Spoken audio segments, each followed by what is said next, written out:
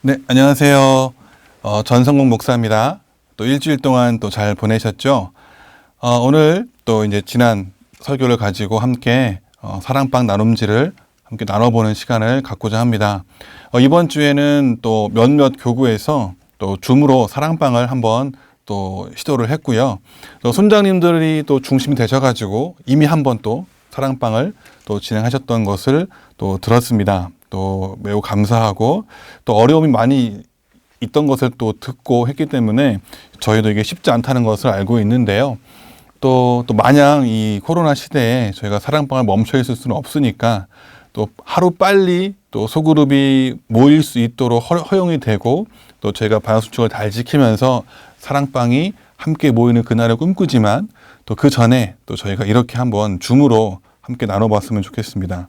또 의외로 막 너무 즐거웠다, 되게 오랜만에 보는 얼굴이 되게 반가웠다 이런 많은 또 피드백들이 있었는데 이런 것들을 한번 경험해 보시기를 또 추천드립니다. 자, 오늘 3월 7일 주일 설교 제목은 트로이 목마 또 소금과 빛 이런 제목이었는데요. 함께 사랑방 나눔지를 한번 공부해 보도록 하겠습니다. 이 나눔지는 이번 주 주일, 그러니까 주일 주보에 들어가 있습니다. 또한 이렇게 이 내용을 또한 저희가 화요일 날 나눠드릴 때 함께 포함해서 나눠드리니까요. 이 사랑방 나눔지 순서를 잘 기억하시고 보시면서 또 이 영상을 참고하시면서 함께 나누는 시간이 되셨으면 좋겠습니다. 자, 첫 번째 이런 담임 목사님께서 첫 번째 도입 부분에 이런 말씀하셨어요. 잘 사는 것과 잘 사는 것의 차이에 대해서 말씀하셨습니다. 보통 우리가 잘 살다 이렇게 붙여 쓰는 것은 잘 사는 하면 넉넉하게 살다는 뜻이 됩니다. 잘 살다고 띄어 쓰는 것은 바르게 사는 것을 또 의미하게 되는 거죠. 잘 산다는 것은 to live well 해갖고 넉넉하게 어떤 부유하게 그렇게 사는 것이고 잘 사는 것은 바로 사는 것 to live right라고 할 수 있겠습니다. 그러니까 잘 살고 싶다는 소박한 소원에 어떤 문제가 있는 것이냐라고 한다면 그러니까 잘 살고 싶다는 소원은 있지만 그러니까 위에 거죠. 위에 잘 살고 싶은 거, 넉넉하게 살고 싶은 소원은 있는데 바르게 살고 싶다는 소원이 별로 없다는 것이 이 시대의 문제가 아닐까라고 생각을 합니다. 그러니까 진짜 잘 사는 것은 바로 사는 거죠. 그런데 사람들은 이런 생각을 별로 하지 않는다는 것입니다.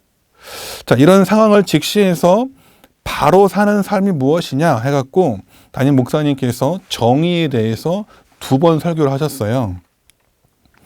거기 보면 이런 내용들이 나옵니다. 정의의 규범은 하나님과 하나님의 말씀, 정의의 상황은 하나님께서 창조하신 세상, 정의의 실존은 나라는 존재.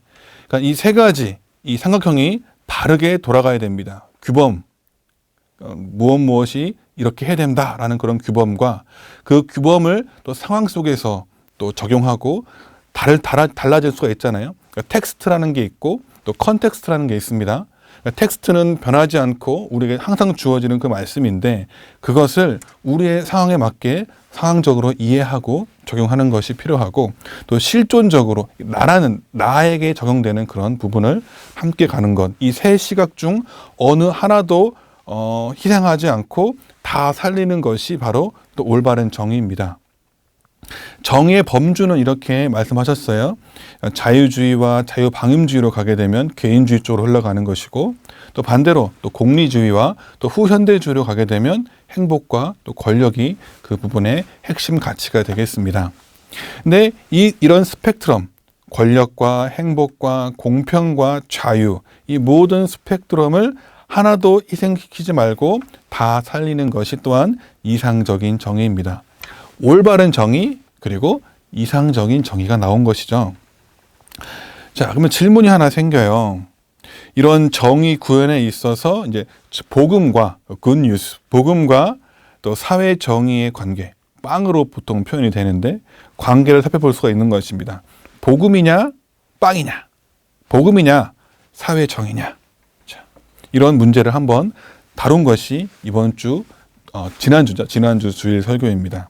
그러니까 우리 그리스도인 중에서도 일부는 복음만 강조하고 사회 정의는 또 무시하기도 하는데요. 또 다른 일부는 사회 정의만 강조하고 또 복음을 변질시키기도 합니다. 그러니까 이런 극단들은 복음과 이 사회 정의의 균형을 잡을 수가 없죠.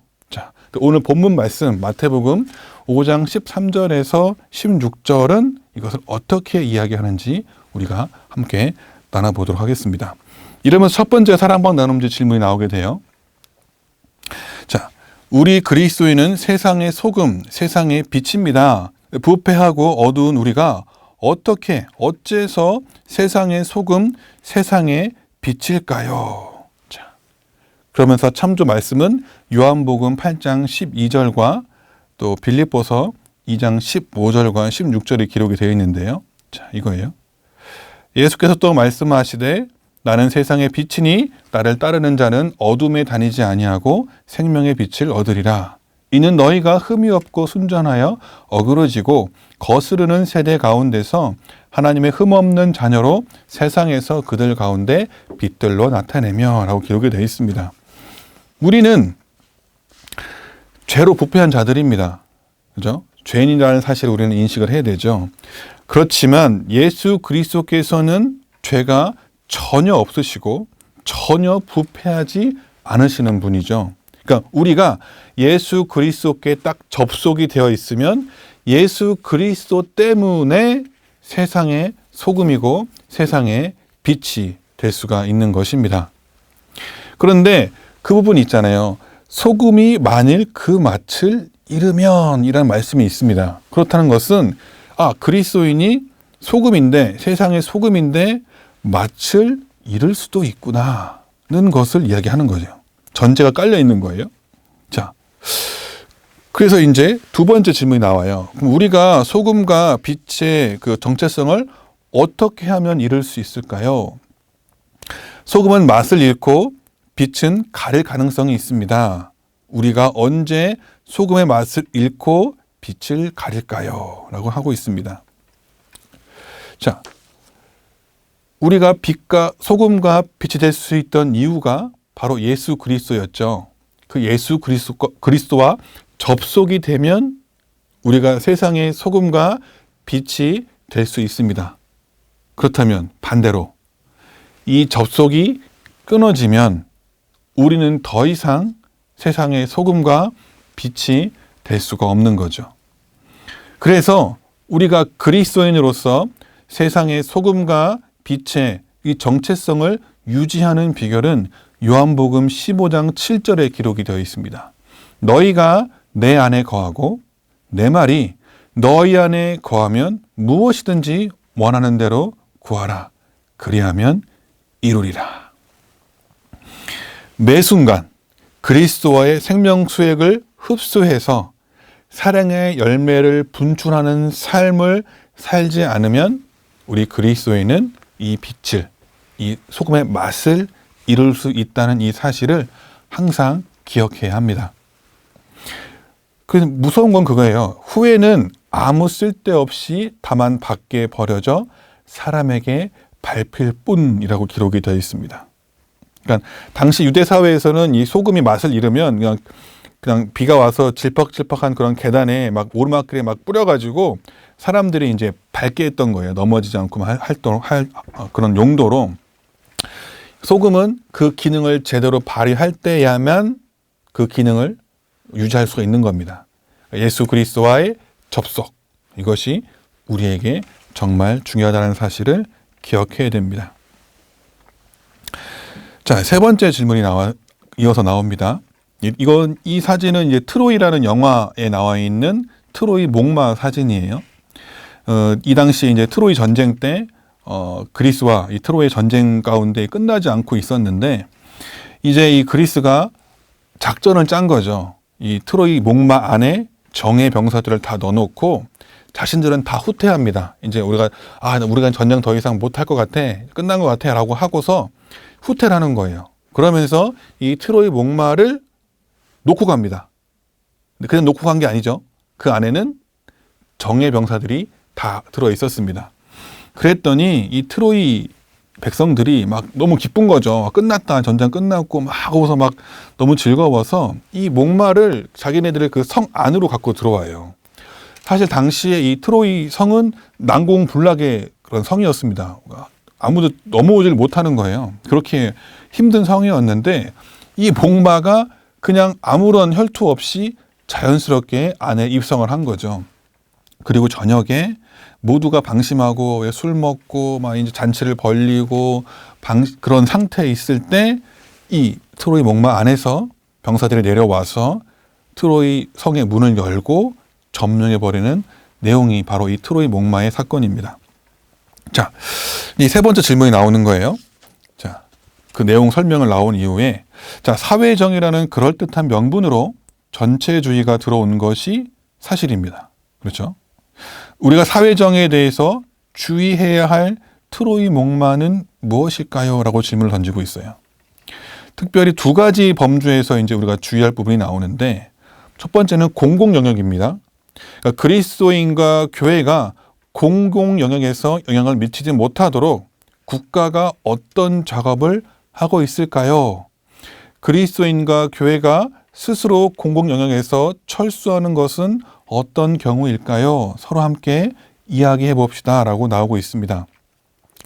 특별히 이제 미국 같은 경우에는 이걸 굉장히 이제 추구를 했죠. 분리를 하려고 하고 있고, 원래는 미국 같은 경우에는 항상 그 기도를 하고 또 예배를 드리는 부분에 있어서 자유로웠던 것이 사실입니다. 하지만 이것을 못하도록 막는 거죠. 더 이상 이런 모든 사람들이 공공 영역에서 이런 부분을 나타내는 것을 되게 불편하게 만들어버린 상황입니다. 그러다 보니까 그리스도인조차도 거기서 자신의 신앙을 나타내는 것이 굉장히 불편한 것이 사실이죠. 그런 가운데 그런 불편함과 어떤 부끄러움과 그런 것을 다 감수하면서 나의 신앙을 드러내는 것이 상당히 어려운데 또 이런 부분을 함께 나눠봤으면 좋겠어요. 또 직장에서 또 학교에서 또한 가정에서 어떤 부분들이 있는가. 두 번째는 사회복음으로의 변질입니다. 또 빵이냐 복음이냐 우리가 무엇을 먼저 주어야 할까요? 사회정의를 실현시킨다고 하면서 언제 복음을 변질시킬까요? 서로 구체적으로 이야기해 봅시다 라고 나와 있습니다. 빵과 복음이 같이 들어가야 되는데 빵만 들어가는 경우 복음만 들어가는 경우가 있단 말이죠. 빵만 들어가면 빵만 먹고 끝나는 거예요. 근데 복음만 들어가면 관계성이 없기 때문에 또 아무런 주는 것이 없기 때문에 그 사람들의 마음의 문을 열 수가 없습니다. 함께 들어가서 관계를 형성하고 또한 복음이 함께 들어가는 거죠. 너희는 먼저 그의 나라와 그의 의를 구하라. 그리하면 이 모든 것을 너희에게 더하시리라. 그러니까 중요한 것은 항상 이 복음, 가치, 하나님의 나라, 하나님의 교회라는 이것이 바뀌어서는 안 된다는 거예요. 자꾸 교회가 빵을 준데 그 빵으로 인해서 이제 사람들이 그거에서만 너무 가치를 두다 보니까 자꾸 무엇을 얻으려고만 하는 정작 하나님의 그 복음을 받아들이지 않고 예수 그리스도가 나의 주인이라는 그 사실을 인정하지 않으면서 자꾸 그 빵만 전달하는 것은 또한 옳지 않다는 것을 우리가 기억해 볼 필요가 있습니다. 자, 세 번째 질문은 요즘 그럴싸한 용어를 만들어서 프레임을 덮어 씌우고 각기 내 편의 이권을 챙기는 일이 많습니다. 정의, 민주, 개혁 등의 용어를 두고 서로 이야기해 봅시다 라고 하고 있습니다. 그러니까 정의, 민주, 개혁 이런 용어들이 있잖아요. 그 용어들을 각자 어떻게 해석하고 또 어떻게 생각하는지를 함께 나누는 시간이 되면 되겠습니다. 자, 우리가 네 번째 질문이 나오는데 우리가 복음을 그대로 살리면서 사회 정의를 실현하는 길이 무엇일까요? 우리가 세상의 소금, 세상의 빛이 되는 길이 무엇일까요? 그리스도인 개인이 어떻게 해야 할까요? 하고 또 질문 던지고 있는데요. 자, 공공 영역에서 아까 이제 우리가 불편함을 또 기도를 못하게 막고 또 여러 가지 불편함들을 계속해서 우리가 우리의 신앙을 드러내지 못하도록 계속해서 막고 있는데 이것은 잘못된 것이기 때문에 우리는 공공 영역에서도 그리스도인으로서 겸손하지만 당당하게 신앙생활을 해야 합니다. 참 중요한 것 같아요.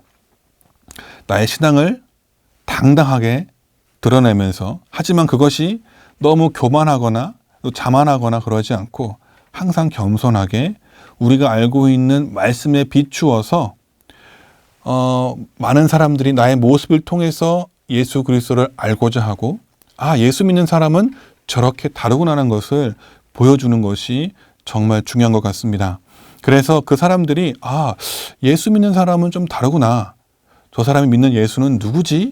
하고 궁금증을 가지고 나갈 수 있도록 우리가 그런 모습을 나타내야 되는, 겸손하게 나타내면서 동시에 당당하게 신앙생활을 하시길 바랍니다. 또 복음을 전하는 이 부분을 놓쳐서는 안 되는 거예요. 이 복음을 전하면 죄 문제가 해결되고 의의 뿌리가 내리기 때문에 점점 좋아집니다. 그러니까 근본적으로 좋아지고 마침내 좋아지게 됩니다. 그렇기 때문에 우리는 이 복음을 많은 사람들에게 당당하게 전달할 수 있어야 되는 거죠. 하지만 이 전달하기 위해서 우리에게 필요한 것은 바로 빵입니다. 이 빵을 가지고 나가서 그 사람들에게 관계를 형성하고 그들의 필요를 채움과 동시에 우리가 가지고 있는 우리의 믿음과 이 신앙 고백, 그리고 이 복음, 복된 소식을 함께 전달함으로 인해서 이 악한 이 세상 가운데 이 죄의 문제가 근본적으로 해결되고 좋아질 수 있도록, 그래서 마침내 하나님의 나라가 세워져 갈 수 있도록 우리의 역할을 감당하는 것이 필요합니다. 그래서 이렇게 되는 거예요. 복음을 가지고 사회 속으로 우리는 들어가야 됩니다. 우리가 사회에 속해 있다는 사실을 절대 잊어서는 안 돼요. 우리가 수도원에 있는 것이 아니고 우리가 이 사회 안에서 함께 살아가고 있습니다. 하지만 그들과는 분명히 달라야 해요. 복음을 가진 자로서, 예수 그리스도를 믿는 자로서의 그런 정체성, 소금과 빛의 역할을 절대 잃어버리지 마시고 예수 그리스도와 접속되어서 사회 속으로 들어가서 우리가 알고 있는 성경이 말하는 이 정의를 실현하시기를 바랍니다. 이렇게 되면 하나님의 영광이 드러날 것이라고 믿습니다. 함께 이 내용들을 또 수련분들과 함께 나눠주시고요. 또 다음 주에 또 이번 주 설교를 가지고 또 나타나도록 하겠습니다. 감사합니다.